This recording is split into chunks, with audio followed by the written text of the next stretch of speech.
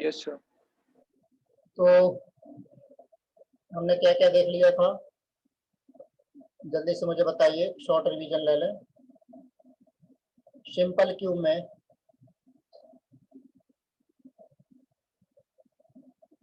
Unit cell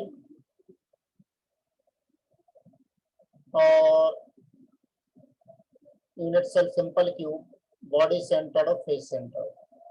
Z की value simple cube में कितनी थी? 1, बॉडी सेंटर में 2, फेस सेंटर में 4। याद आ गया? Yes sir. ए और आर में रिलेशन क्या था? Between A and R. यहाँ पर क्या था? ए इक्वल टू 2r, यहाँ पर था रूट 3 इक्वल टू 3r, यहाँ पर रूट 2 इक्वल टू 4r। याद आया? Yes sir. First neighbouring distance A के बराबर था। ए किसके बराबर था? ये रूट 2 और ए रूट 2। अरे हाँ। पैकिंग फ्रैक्शन सिंपल क्यूब में कितना देखा था हमने? 52%। बॉडी सेंटर्ड में 68 और यहाँ पर 74। वॉइड का परसेंटेज 48%, 32% और 26%। Right? Yes sir. Coordination number जो अभी हम बात करेंगे, या 6 से या 8 या 12 है। कोऑर्डिनेशन नंबर का मीनिंग क्या है? Neighbouring touching particles. Neighbouring touching particles ये होता है कोऑर्डिनेशन नंबर, उसकी अभी हम बात करेंगे। यहाँ तक हमने ये सब देख लिया था, ये शॉर्ट में मैंने यहाँ समरी बता दी है। फिर भी कोऑर्डिनेशन नंबर शॉर्ट में पहले हम यहाँ डिस्कस कर लेते हैं। सिंपल क्यूब में कोऑर्डिनेशन नंबर क्या होता है? एक एटम को कितने अदर एटम टच कर रहे हैं वो कहलाता है coordination number. Total number of neighbouring touching particles. तो coordination number equal to coordination number equal to total neighbouring touching particle.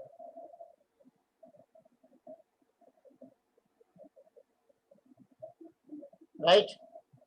अब मुझे Yes, सब बताइए, जैसे एक एटम सिंपल क्यूब में सारे एटम्स कॉर्नर पर हैं।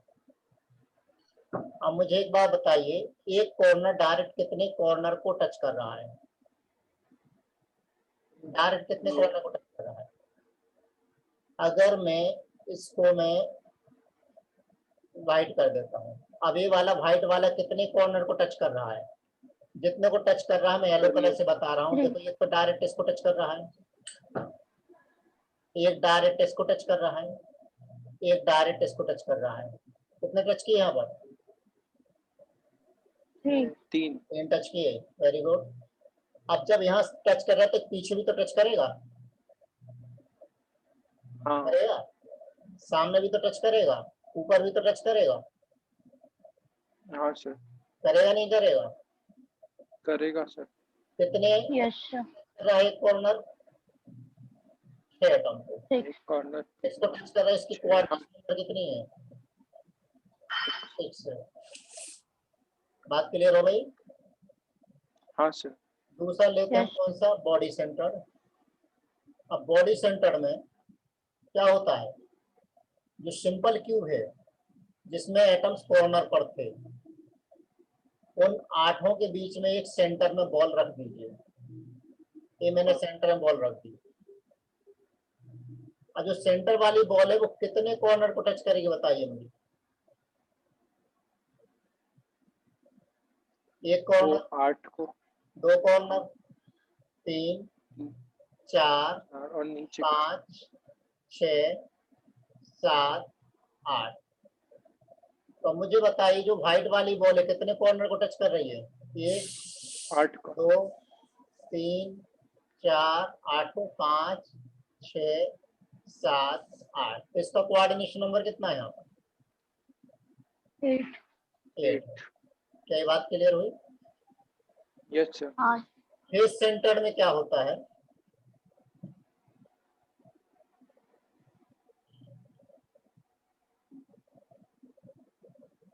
एटम फेस पर भी है, फेस पर भी एटम है और साथ में कॉर्नर पर भी एटम है। तो अगर इस व्हाइट बॉल को मैं ले लूं, व्हाइट, तो व्हाइट बॉल कितने कॉर्नर को टच कर रही है, यहाँ पर 4 को, हाँ सर। तो 4 in the plane, 4 above the plane और 4 बिलो द प्लेन। टोटल कितने हो गए, 12।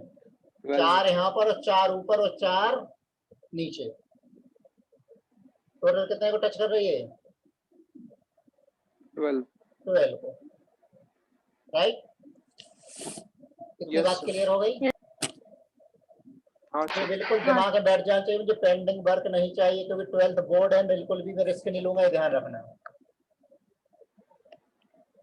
डेली का हाँ डेली सर। होमवर्क करते रहेंगे और सिस्टमेटिक टेस्ट चलेंगे, मैं पूरा प्लान दे दूंगा थ्रू आउट द ईयर का। नेक्स्ट पेज पर मूव करता हूँ, है ना। हाँ सर। आगे हाँ सर। चलिए, अब हम आते हैं किस पर, पैकिंग पर आते हैं। स्ट्रक्चर ऑफ सॉलिड्स में 1D 2D और 3D में पैकिंग। तो 1D पैकिंग में सबसे पहला तो 1D पैकिंग। पहली बात मुझे बताइए कि सॉलिड में 1D नाम की कोई चीज होती नहीं है, होती है क्या, नहीं होती सर। नहीं होती। अगर एटम को हम स्फीयर मान लें तो 1D पैकिंग में एक ही एक्सिस के अलोंग स्फीयर्स रहेंगे। अगर इस एटम को मैं कंसीडर कर लूं तो इस एटम के अराउंड बताइए कितने अदर एटम्स हैं, कितने एटम है जो डायरेक्ट टच कर रहे हैं, कितने टच कर रहे हैं, 2 टच कर रहे हैं। और यहां से यहां तक का डिस्टेंस क्या मान लूं मैं, कुछ भी ले लीजिए, डी ले लीजिए। तो यहाँ पर डी किसकी बराबर है, 2r के बराबर। r क्या है यहाँ पर, रेडियस ऑफ एटम, आना। हाँ सर। हाँ सर। लेटा इस कांस्टेंट में क्या क्या रहेगा, एंगल रहेगा क्या, लेटा इस कांस्टेंट में सिर्फ एक ही एज लेंथ रहेगी। कोऑर्डिनेशन नंबर कितनी होगी, 2। क्यों 2 होगी, 2 क्योंकि जो ये वाला एटम है, ये एटम कितने अदर एटम को टच कर रहा है, 2 एटम को टच कर रहा है। तो जितने एटम को टच कर रहा है वो क्या है, उसकी कोऑर्डिनेशन नंबर। यह बात क्लियर हो गई, 1D पैकिंग क्लियर हो गई। चलिए 2D पैकिंग में आ जाए हम। 2D पैकिंग ये 2 टाइप की हो सकती है। अब 2 टाइप की कैसे हो सकती है 2D पैकिंग, वो देखेंगे हम।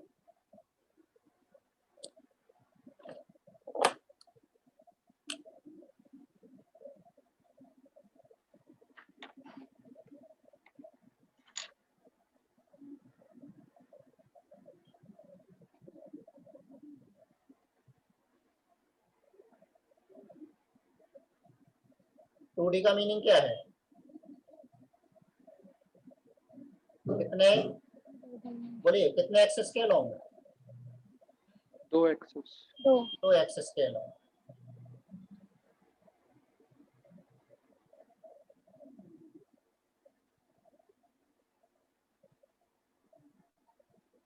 टू डी में 2 तरीके से हो सकती है पैकिंग, एक तो स्क्वायर पैकिंग और दूसरी कौन सी, हेक्सागोनल पैकिंग। ये देखिए स्क्वायर पैकिंग, क्या कर रहे हैं हम इसमें, जस्ट एक एटम के ऊपर, एक लेयर के ऊपर नेक्स्ट लेयर को यहाँ पर फिट कर रहे हैं, यही कर रहे हैं। पहली पैकिंग कौन सी है, स्क्वायर पैकिंग, स्क्वायर पैकिंग, ये पुअर पैकिंग है। अब स्क्वायर पैकिंग में देखिए, जैसे सेंटर है, सेंटर सेंटर सेंटर, अगर इन सेंटर को मिला दिया जाए तो जो यूनिट सेल बनेगी वो कौन सी बनेगी, प्रिमिटिव की नॉन प्रिमिटिव? प्रिमिटिव बनेगी कि नॉन प्रिमिटिव?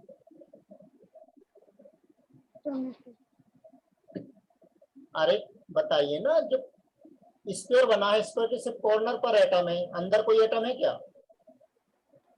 No sir. नहीं है। अब अगर मैं ये वाला स्क्वायर काउंट कर लूं,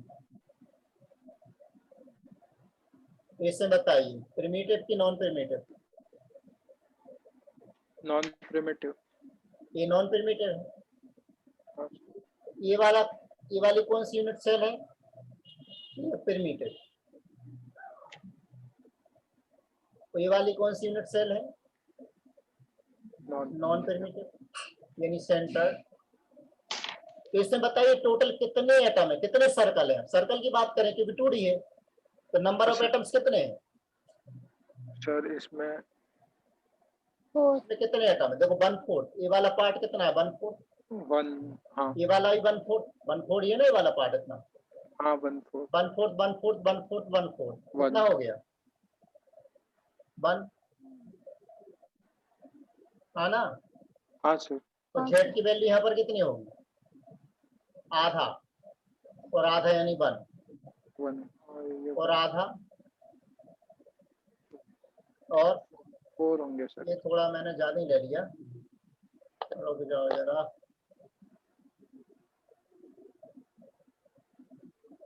एक मिनट।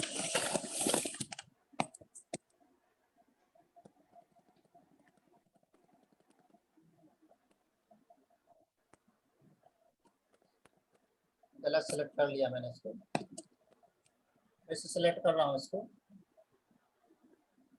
इधर से।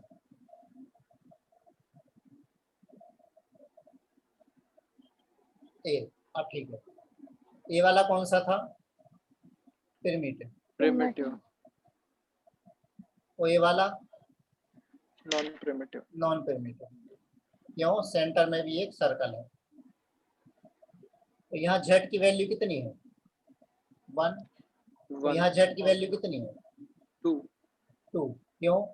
ये वाला पोर्शन है 1/4 और ये वाला पूरा पूरा 1 है, तो 1/4 वाले कितने हैं? 4 है, हाँ ना? हाँ सर। 4 × 1/4 प्लस 1 × 1 कितना आ गया? 2 आ गया। अब यहाँ पर वॉइड कौन सी है? वॉइड यानी खाली जगह बताइए मुझे, खाली जगह बताइए कौन सी है,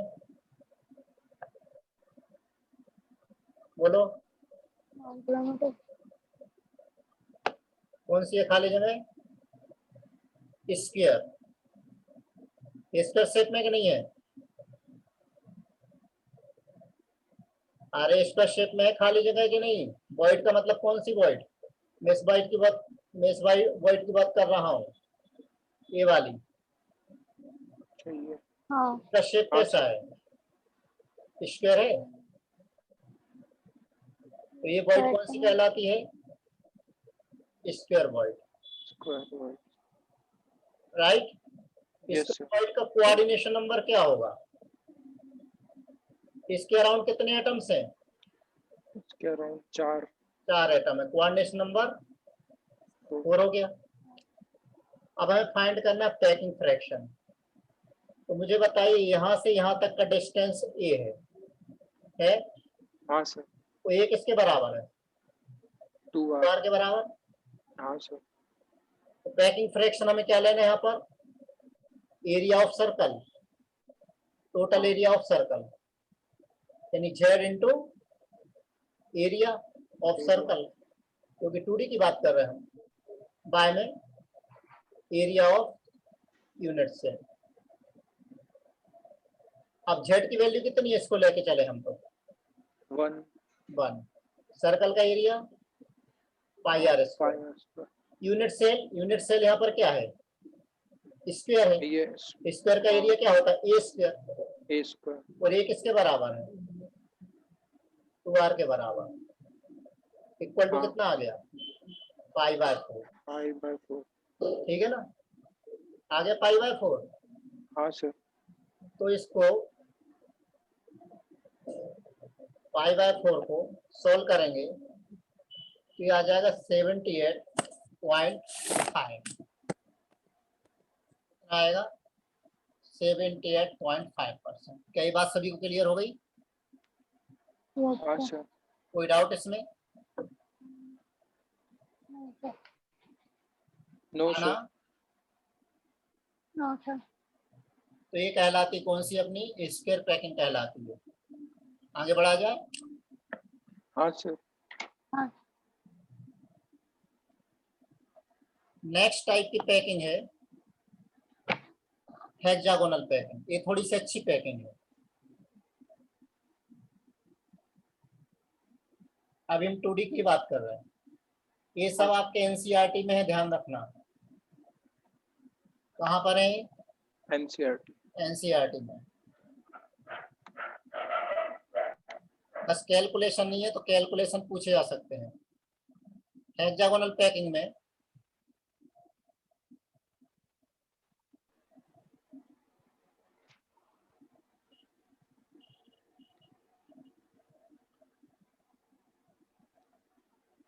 एक लेयर ये हो गई। आप क्या करिए, नेक्स्ट लेयर को जो इन दोनों के डिप्रेशन है ना, दो एटम के, उसके बीच में एटम को फिट करिए, यानी सर्कल को फिट करिए। कर दिया? यस। अरे जो नीचे वाली लेयर है उसके जो डिप्रेशन उसमें हमने दूसरी लेयर रखी। Yes sir. अब मुझे वॉइड बताइए, वॉइड कौन सी है? Triangle. Triangular, right. Coordination number क्या होगा? जल्दी से बताइए। 3, वेरी गुड। अभी बात समझ में आ रही है ना? हाँ सर। यस। तो पूरा चैप्टर समझने का रटने वाला चैप्टर ही नहीं है। अभी तक आप लोगों को ये बात समझ में अच्छी तरह से आ गई होगी। यस। अब ट्रायंगुलर वॉइड भी अगर आप लोग देख रहे हैं तो कितने टाइप के ट्रायंगुलर वॉइड बन रहे हैं? एक वर्टाइसिस ऊपर की तरफ है, एक में नीचे की तरफ है। नीचे है कि नहीं है? हाँ सर। देखो, एक में तो ऊपर की तरफ है,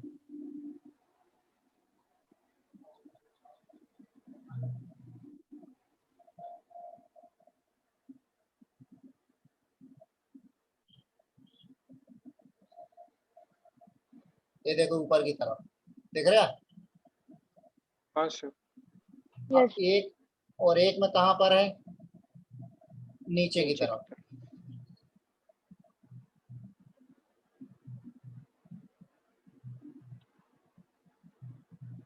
इमेजिनेशन क्लियर हो रहा है कि नहीं हो रहा है? हाँ सर। ये देखो नीचे की तरफ, दिख रही नहीं दिख रही? दिख रही है। ठीक है, तो अब इसको देखिएगा। ये हेक्सागोनल पैकिंग हो गई अपनी। इसमें अगर मैं ये वाले एटम को ले लूं, इस वाले सेंटर वाले एटम को ले लेता हूं। चलिए, कितने एटम टच कर रहे हैं इसको डायरेक्ट? 6। तो ये बना रहा है हेक्सागोन। कौन सी पैकिंग कहलाएगी? Hexagonal packing. इसमें वॉइड कौन सी मिल रही है हमें? Triangular void. Triangular void. और ट्रायंगुलर वॉइड का कोऑर्डिनेशन नंबर क्या है? 3। कोऑर्डिनेशन नंबर 3 है। ओके, अब ये वाली जो यूनिट सेल है वो प्रिमिटिव है कि non primitive? Non primitive. Non primitive. यहाँ पर जेड की वैल्यू क्या होगी? अच्छा, हेक्सागोनल पैकिंग में कोऑर्डिनेशन नंबर कितना है? 6, क्योंकि ये वाला जो एटम है कितने एटम को टच करके बैठा है? 6 को। यहाँ पर जेड की वैल्यू बताइए। ये वाला जो हम पोर्शन देख रहे हैं 1/3 पोर्शन है। अरे 1/3 ही है ना? हाँ सर। सर्कल का 1/3। 1/3 है। ऐसे कितने सर्कल है? 6, और एक अंदर है पूरा का पूरा। तो जेड की वैल्यू कितनी हो गई? 3 आना। हाँ सर। दूसरा ऐसा भी तो हो सकता है, ये देखिए, हो सकता है ये भी यूनिट सेल हो सकती है। हाँ सर। कौन सी यूनिट सेल है? Yes. Primitive primitive unit cell. अब प्रिमिटिव यूनिट सेल मुझे बताइए, ये वाला जो हम पोर्शन देख रहे हैं, ये वाला पोर्शन तो 1/3 है। हाँ। है 1/3। हाँ। लेकिन जो ये वाला पोर्शन है, ये वाला पोर्शन है 1/6। है 1/6। हाँ सर। नहीं आई बात समझ में? आ गई सर। पूरे 6 से हो जाएंगे इसके। हाँ। तो अब इसमें z की वैल्यू क्या होगी? इसमें 3 सॉरी 1। 1 हो जाएगी। कैसे? 1/3 वाले कितने हैं? 2 है। 2। और 1/6 वाले भी कितने हैं? 2 है। 2। टोटल कितना हो गया? 1 आ गया। 1। आ गया। हाँ सर। अब हमें यहाँ फाइंड करना है पैकिंग फ्रैक्शन। चलिए तो पैकिंग फ्रैक्शन कैलकुलेट करते हैं। कैसे कैलकुलेट होगा? Packing fraction equal to z into area of circle by volume by area of unit cell. तो मुझे बताइए z की वैल्यू कोई सा भी ले लो, तुम्हारी मर्जी। चलो इस वाले से कैलकुलेट कर रहा हूँ। z की वैल्यू कितनी है? 3। 3 एरिया एक सर्कल का पाई आर स्क्वायर। पाई। अब हमें चाहिए एरिया ऑफ यूनिट सेल। यहाँ से यहाँ तक का डिस्टेंस है a के बराबर, और एक इसके बराबर 2r के बराबर है ना। हाँ सर। अब अगर सेंटर पॉइंट ले लेते हैं तो यहाँ से देखिए क्या बना हमारा, इक्विलेटरल ट्रायंगल बना। हाँ सर। तो इक्विलेटरल ट्रायंगल का एरिया क्या होता है? एरिया ऑफ इक्विलेटरल ट्रायंगल निकाल सकते हो? सर नहीं आता। निकाल सकते। ये वाला एंगल है आपका 60 डिग्री, अच्छा। या याद रहे तो ज्यादा अच्छा है। तो एक इक्विलेटरल ट्रायंगल है। ऐसे कितने इक्विलेटरल ट्रायंगल बनेंगे इसमें? इसमें 6 बनेंगे। 6 बने। क्या लिखूंगा मैं? 6 into area of 1 equilateral triangle.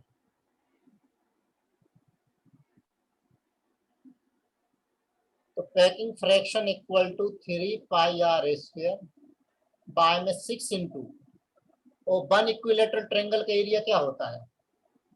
√3/4 into A square. ए की वैल्यू यहाँ पर क्या है? 2r। ए की वैल्यू यहाँ पर क्या है? अरे ए किसके बराबर है बोलो ना? सर 2r के 2r। बराबर। तो ए 2r का स्क्वायर 4r स्क्वायर। 4 से 4 कैंसल। सॉल्व करेंगे कितना आ जाएगा? सॉल्व करिए क्या बचेगा? 3 1 जा 3, 3 2 जा 6, आर स्क्वायर से r square cancel, pi by 2√3, जिसकी वैल्यू आती है अराउंड 90.6%। ये बात क्लियर हो गई? हाँ सर। यहाँ पर कोई दिक्कत? No sir.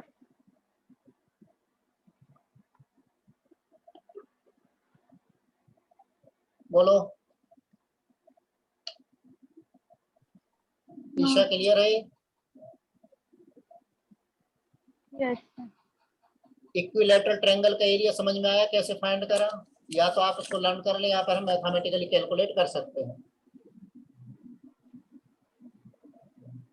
ठीक है, मैथमेटिकली कैसे कैलकुलेट करेंगे? बोलो।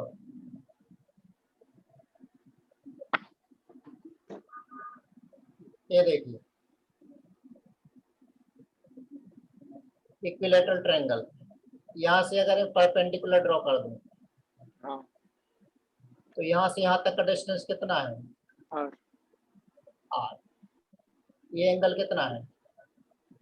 60, राइट। हाँ सर। अभी राइट, अभी बन गया अपना ट्रायंगल बन गया। अब इसका एरिया निकाल सकते हो, एरिया ऑफ ट्रायंगल हाँ सर। आ जाएगा। हाँ सर आ जाएगा। खाली इसका निकाल लो, नहीं तो यहाँ से आपका राइट एंगल ट्रायंगल बन गया है। ये वाली वैल्यू आपको आर मालूम है, यहाँ से यहाँ तक का डिस्टेंस कितना है, 2r। हाँ अब वो एंगल बताइए इसमें क्या हो, एक तो बेस हो और हाइपोटेन्यूज हो। Sir cos 60। कॉस आ जाएगा ना, 60। हाँ cos sir. Theta equal to base क्या बाय होता है, hypotenuse. Base by hypotenuse. Base यानी किसके बराबर है, बेस आर, यानी r। और हाइपोटेन्यूज किसके बराबर है, 2r। Hypotenuse 2r। अरे तो अपन निकाल के आ रहे फिर। सर साइन थीटा लेना था अपन को, उसमें हाँ। परपेंडिकुलर था।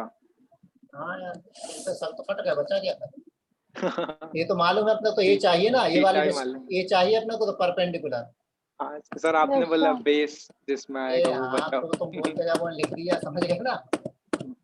जब ए आ जाएगा, ए वाली वैल्यू आ जाएगी, तो फिर हम क्या लगा देंगे, area of triangle equal to half into base आप इंटू बेस हाइट हाइट। हो जाएगा। हाँ सर। वैसे इतने की हमें जरूरत नहीं है, हाइट भी ध्यान रख लो तो काम हो जाएगा। और नेक्स्ट पेज पर मूव करो, ये हो गई हमारी 2D पैकिंग। हाँ सर। अब आ जाते हैं हम किस पर, 3D पैकिंग पर आ जाते हैं। ये भी आपको पूरा सिलेबस में, एनसीईआरटी में भी 3D पैकिंग। 3D पैकिंग में सबसे पहली है simple cubic unit cell. Simple cubic unit cell अभी हमें कैसे बनाना है, सिंपल क्यूबिक यूनिट सेल कैसे बनाएं, बताओ भाई। Cube simple. क्या बोल रही। सर एक के ऊपर एक वो हाँ, स्फीयर रखे। अभी अपन ने 4 एटम रखे थे ना, हाँ, अब उनके ऊपर 4 भी के 4। ऊपर वापस से 4 रखो, हाँ सर। और 4 के ऊपर वापस से 4 रखो, रखते जाइए, रखते ही जाइए। जब ऐसा करेंगे तो क्या मिल जाएगा, सिंपल क्यूबिक। हमें सिंपल क्यूब मिल जाएगा। सही है गलत, सही है सर। ठीक है। अब जब सिंपल क्यूब मिल जाएगा तो भाई ऐसा नहीं कि हम एक के ऊपर एक, पहले हम क्यूब बना रहे हैं फिर हम एटम को रख रहे हैं।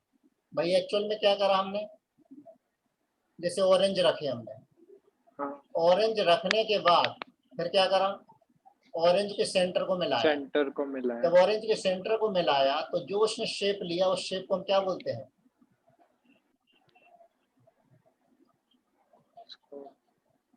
उस शेप को हम क्या बोलते हैं, शेप ऑफ क्रिस्टल। उसको क्या बोले, उसका बोलो ना, उसका टाइप, क्रिस्टल।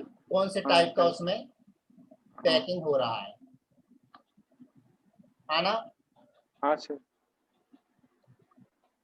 समझ में आ रही है बात क्या बोल रहा हूँ, हाँ सर। ठीक है। अब मैं आपको एक एनसीईआरटी से फिगर बना करके, एनसीईआरटी से फिगर निकाल करके बता रहा हूँ, इस सिंपल क्यूब में आपको दिखेगा कैसे।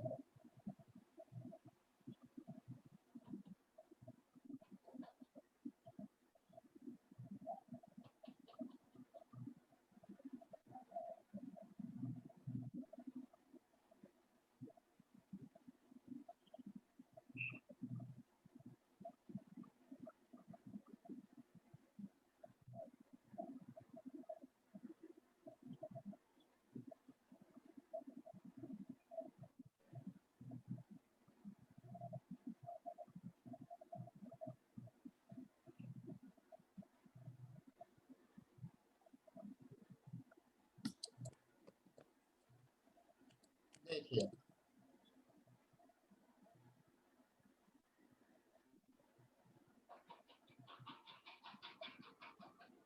ये सिंपल क्यूबिक यूनिट सेल, क्या समझ रहे हो इसमें? समझ में आ रहा है क्या बता रहा है? हाँ सर। क्या कर रहे हैं हम इसमें?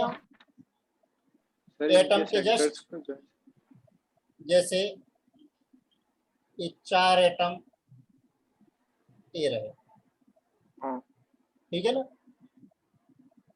अब फिर क्या कर रहे हैं इसमें? ये एटम इस तरीके से पीछे की तरफ है। समझ में आ रहा है मैं क्या बना रहा हूँ? 4 एटम, 4 के हाँ बाद सर। 4, 4 के बाद 4, हाँ मतलब एटम ऐसे रख दीजिए, फिर उसके ऊपर रखते जाइए। स्क्वायर हाँ पैकिंग हाँ वाली है ना, उसको रिपीट करना हमें। तो ये कहलाता सिंपल क्यूबिक यूनिट सेल। तो इसके बारे में हम सारा पढ़ चुके हैं। सिंपल क्यूबिक यूनिट सेल में हाँ सर। क्या क्या पढ़ चुके हैं बताइए जल्दी से। सिंपल क्यूबिक यूनिट सेल में हम पढ़ चुके हैं एटम्स कहाँ पर होते हैं, पूरा डिटेल डिस्कशन हम कर चुके हैं। Yes sir. सिंपल क्यूब में कॉर्नर एक दूसरे को टच करते हैं कि नहीं करते हैं? करते हैं सर। बिल्कुल करते हैं। ये आपका सिंपल Yes, क्यूबिक पैटर्न मिलेगा, राइट। हाँ तो इसमें जल्दी से बताइए किसके बराबर होता है? 2r। तो कोऑर्डिनेशन नंबर किसके बराबर है? 6। फर्स्ट कोऑर्डिनेशन 6 नंबर 6 के बराबर, ठीक है। पैकिंग फ्रैक्शन कितना निकाला था हमने? 52%। हाँ 52 वॉइड कितनी थी? 48%। याद आ गया? हाँ सर। अब थोड़ा सा इसको हम और डिटेल में अगर जाते हैं, थोड़ा सा और डिटेल में आते हैं। हाँ, जेड की वैल्यू कितने निकाली थी? 1। थोड़ा सा और डिटेल में जाते, यहाँ पर देखिए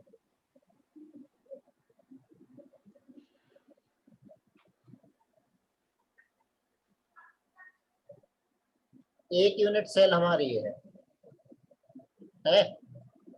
हाँ सर। चले इसी को थोड़ा सा मैं एक्सटेंड कर रहा हूँ।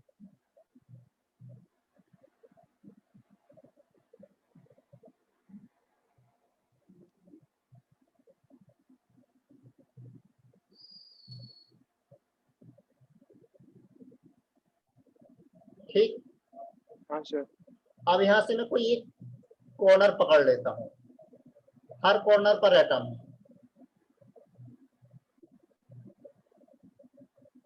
है। हाँ सर।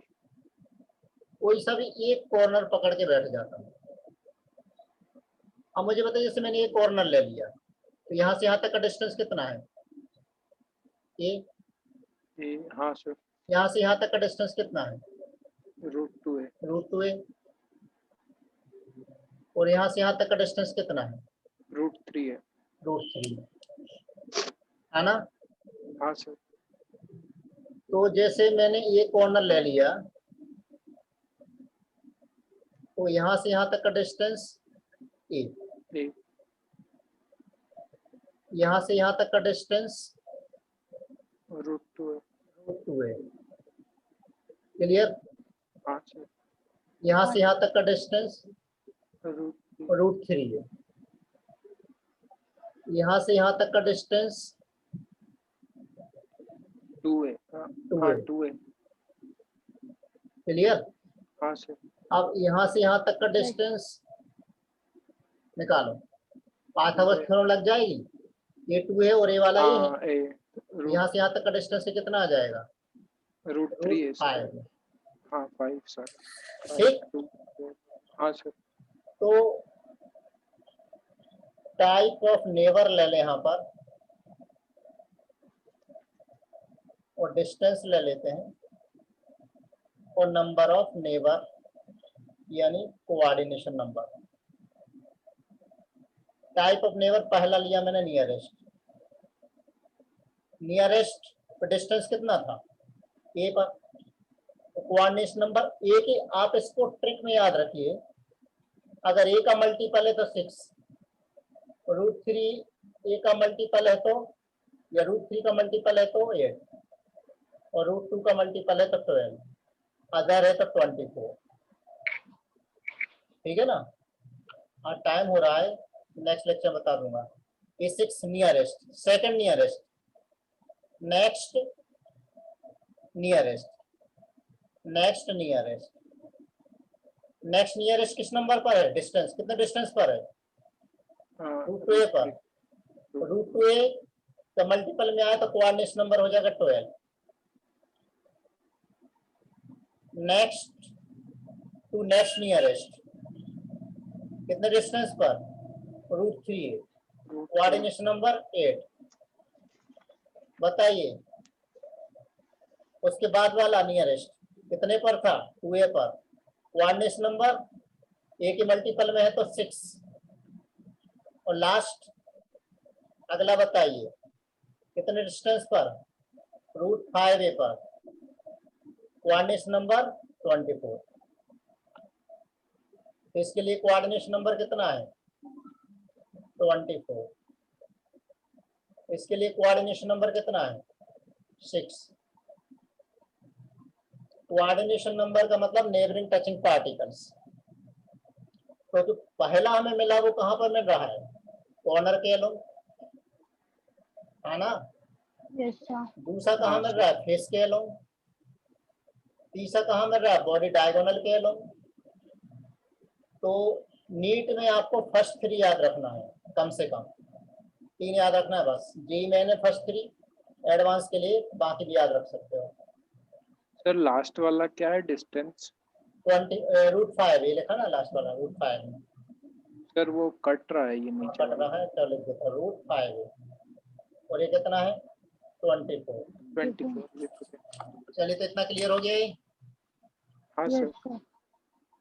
तो सिंपल क्यूब में समझ में आ गया। हाँ सर।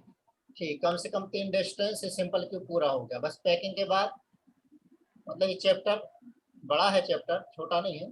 कुछ चीजें एक्स्ट्रा हैं जो एनसीईआरटी में नहीं है, जो कॉम्पिटिटिव में है। लेकिन देख लो इजी चैप्टर है, बिल्कुल होमवर्क करते रहिएगा। आपका टेस्ट नेक्स्ट वीक से शुरू हो जाएगा, टेस्ट पॉजिटिवली देना ही है, का ध्यान रखना। ये 12th है, रिस्क नहीं लूंगा मैं। ठीक, हाँ सर। और कोई डाउट हो तो बताइए। No sir. ओके।